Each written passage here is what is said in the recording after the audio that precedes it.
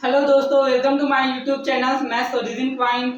दोस्तों मैं आज आपके लिए लेकर आया हूँ ट्रिग्नोमेट्री टेबल, मतलब त्रिकोणमितीय अनुपात। आप में से बहुत सारे लोगों को इस वाले फॉर्मूले को याद रखने में बहुत दिक्कत आता होगा। तो दोस्तों आज हम इस ट्रिक के माध्यम से सीखेंगे कि हम इस फॉर्मूले को, इसके मान को कैसे आसानी से कैसे याद रख सकते हैं। तो दोस्तों आप इस वीडियो को अंत तक देखिएगा, जरूर आपको ये वीडियो आपको हेल्पफुल करेगा। चलिए वीडियो को स्टार्ट करते हैं।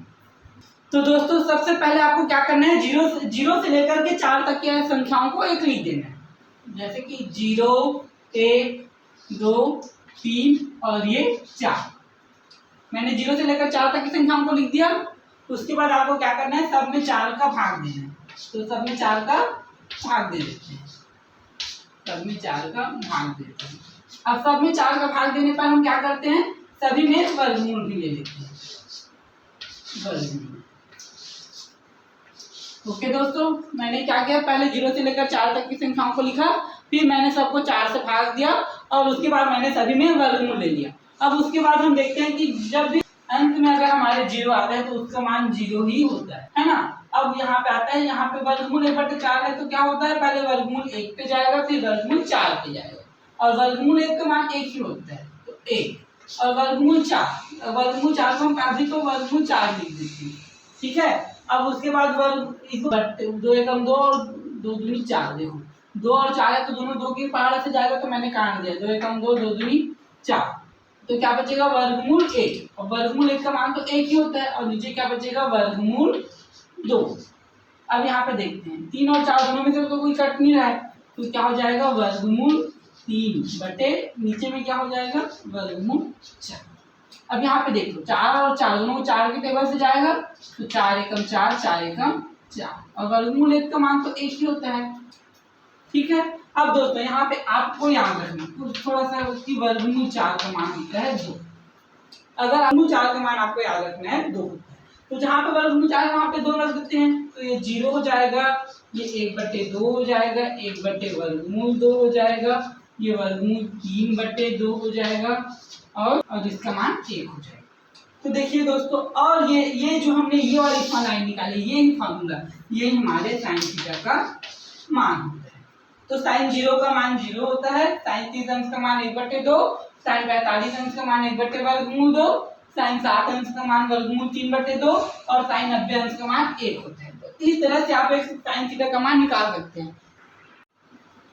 तो दोस्तों हमने अभी देखा था कि साइन थीटा का मान कितना आता है। साइन थीटा का मान, साइन 0 का मान होता है 0, साइन 30 अंश का मान होता है 1/2, साइन 45 अंश का मान होता है 1/वर्गमूल 2, साइन 60 अंश का मान होता है वर्गमूल 3/2 और साइन 90 अंश का मान होता है 0। तो दोस्तों अब हम इस यहाँ से हम निकालेंगे कि cos थीटा का मान क्या होता है। अब इसको cos थीटा का मान निकालने के लिए आप इसको पीछे से लिखना स्टार्ट कीजिए तो वो cos थीटा का मान आ जाता है। जैसे कि पीछे से तो cos 0 अंश का मान कितना होगा, इसको लिखने स्टार्ट कीजिए 1, फिर उसके बाद इसको वर्गमूल 3/2, फिर उसके बाद इसको 1/वर्गमूल 2, फिर उसके बाद इसको 1/2, फिर उसके बाद ये 0 को तो ये 0। तो दोस्तों हमने यहाँ पे निकाल लिया cos थीटा का मान। तो देखते हैं क्या होता है, cos 0 अंश का मान होता है 1, cos 30 अंश का मान वर्गमूल 3/2, cos 45 अंश का मान 1/वर्गमूल 2, cos 60 अंश का मान 1/2 और cos 90 अंश का मान 0। यहाँ पे दोस्तों मैं आपको ये बताना चाहूंगा, आप पेयर बना लो, जो मान साइन 0 अंश का होगा वही मान cos में 90 अंश का होगा। मतलब 0 और 90 का आप एक जोड़ा की तरह बना सकते हो। 0 अंश और 90 अंश को आप एक जोड़े की तरह याद रखो। जो मान साइन 0 अंश का मान होगा वही cos में 90 अंश का मान होगा। जो मान cos थीटा में साइन थीटा में 30 अंश का मान होगा वही cos थीटा में 60 अंश का मान होगा। तो 30 और 60 का पेयर बना, और उसके बाद जो 45 बीच वाला बचता है उसको दोनों का मान एक ही आ रहा है। देखो साइन 45 अंश का मान भी 1/2 है और cos 45 अंश का मान भी 1/2 ही आ रहा है। अब दोस्तों हम यहाँ पे टेन थीटा का मान निकालते हैं। क्योंकि हम आपने कहीं पढ़ा होगा टेन थीटा का मान क्या होता है, साइन थीटा बटे कॉस, है ना, ये होता है। अब जब हमको क्या करना है, अगर हमको टेन 0 का मान निकालना है तो साइन थीटा बटे कॉस थीटा करो, जीरो का मान निकालना है तो साइन जीरो का मान कितना होता है 0 और 1 का मान कितना होता है 1। अगर आपके अंश में अगर जीरो आता है, अगर आपके अंश में जीरो आता है तो उसका मान कितना होगा? अगर अंश में जीरो आता है तो उसका मान हमेशा जीरो होता है। अगर अंश में जीरो आया तो उसका मान हमेशा जीरो होगा। तो इस साइन टेन जीरो का मान कितना होगा? जीरो। अब यहाँ पे देखते हैं, एक बटे इसको डिवाइड करें कितना होगा? अब दोस्तों 30 अंश लिखते हैं। 30 अंश में क्या होगा? 1/2 और पूरे का डिवाइड बटा 3/, वर्गमूल 3/2।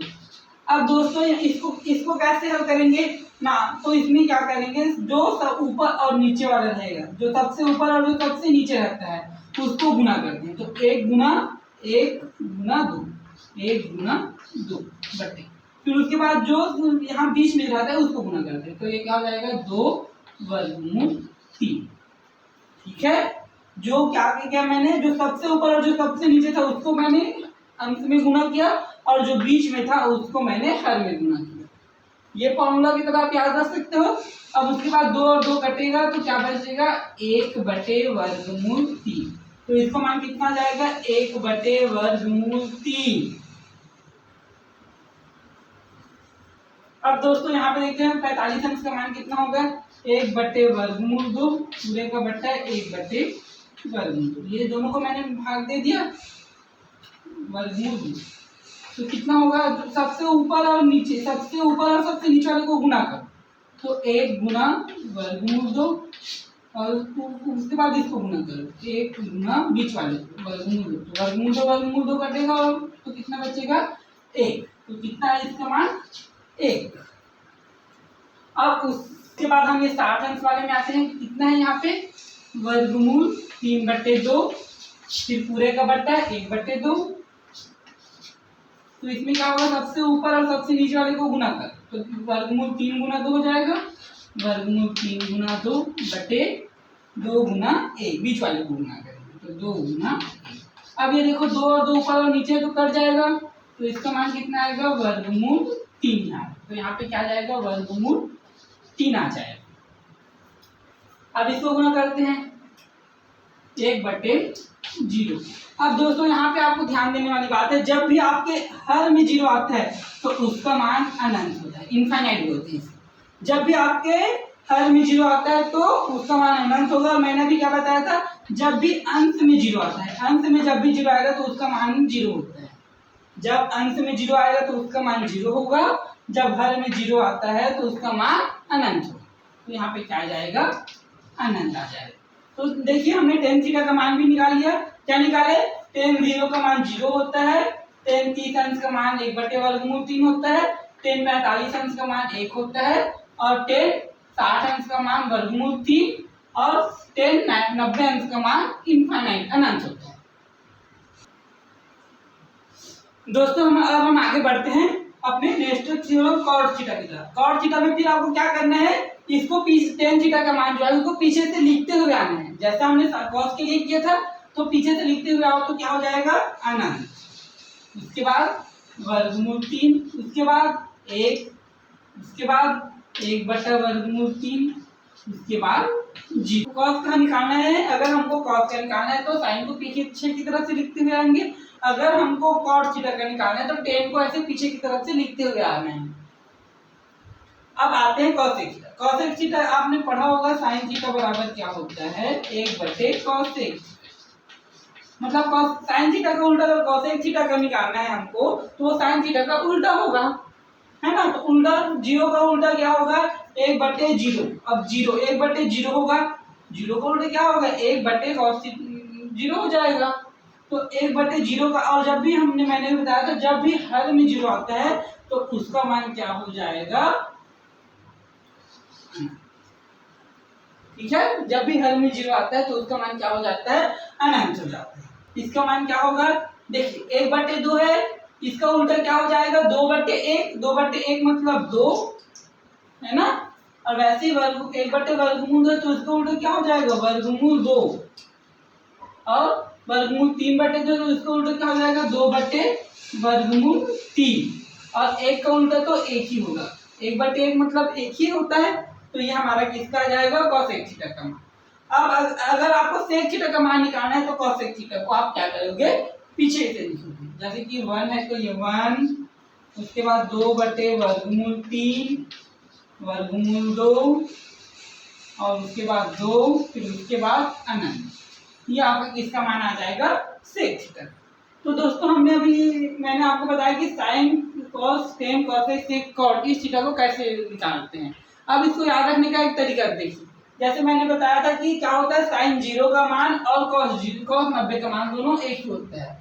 तो दोनों का पेयर बना के आप याद रखिए। वैसे ही टेन और कॉट का याद रखिए। जो मान टेन 0 का होगा वही कॉट में 90 अंश का मान होगा। जो मान टेन में 30 अंश का होगा वही मान कॉट में 60 अंश का होगा। और 45 अंश वाला दोनों का सेम ही रहता है। सभी में 45 अंश वाला सेम रहेगा। और उसके बाद जो सेम वही से ही जो मान कौशिक में 0 अंश का रहेगा वही सेक में 90 अंश का रहेगा, है ना। तो जो मान देखो साइन और आपको याद रखना है, साइन और कॉस क्या देखो दोनों का जोड़ा बन गया। अब उसके बाद इधर जोड़ा बनाओ 0 अंश और 90 अंश का। जो मान साइन 0 अंश का होगा वही मान क्या होगा, कॉस में 90 अंश का होगा। और जो मान साइन में 90 अंश का होगा वही मान कॉस में 0 अंश का होगा। तो दोनों एक दूसरे के विपरीत हैं, दोनों एक दूसरे का जोड़ा बन रहा है। तो ऐसे करके आप इस फॉर्मूले को बिल्कुल इजी वे में याद रख सकते हो। Okay, thank you.